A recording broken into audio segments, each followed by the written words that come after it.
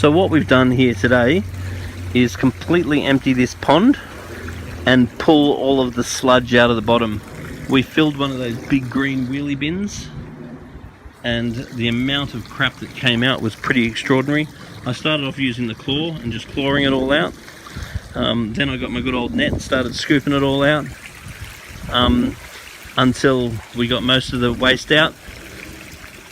We would have been there all day to get all of it out. So we then proceeded to refill the pond again. Obviously it looks terrible right now because we've just disturbed everything.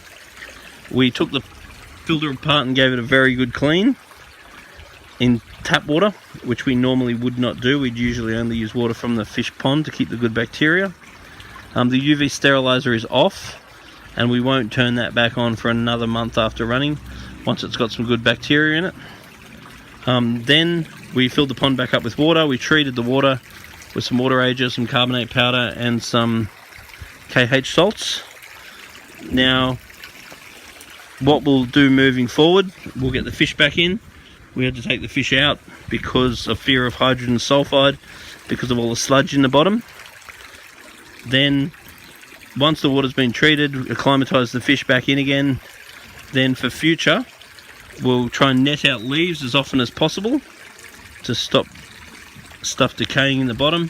It's also good to add a bit of aquarium detox or pond detox to remove any sludge and help stop the build-up of any hydrogen sulfide or old pond syndrome in the meantime. We'll try and backwash this filter on a regular basis, preferably every couple of weeks, which is just open that cap up, switch that lever over and start pumping on it so all the dirt comes out. Once the dirt stops coming out, you can switch it back, put the cap back on and put it back to normal run. The other thing that we'll try to do too is use the pond for watering the garden, because that's a really simple way of getting a bit of exercise. Just get a 20-litre bucket and throw a bit of water around the yard, bit on the garden, bit on the lawn, bit of high nutrient water for the garden, and that will make sure that on a regular basis water's coming out. Because what we really don't want is to leave the same water in there and just top it up. Otherwise, over time, things will accumulate in the water, and that will lead to lower water quality. The other thing we're going to recommend is that at least every quarter, just grab your phone, make a little video like this of the pond running, and bring a sample of water down to Majestic Aquarium so we can have a check on it.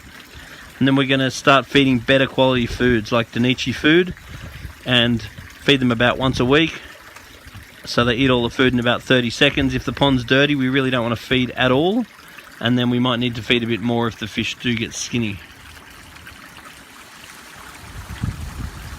So this will be a super awesome low maintenance feature to the garden once it's all cleared up, and I think within a day or so this will probably clear up really nicely. The water coming out of the waterfall is actually quite clear, so once the filter removes the rest of those particles and this pond has a chance to settle down, it should be really beautiful.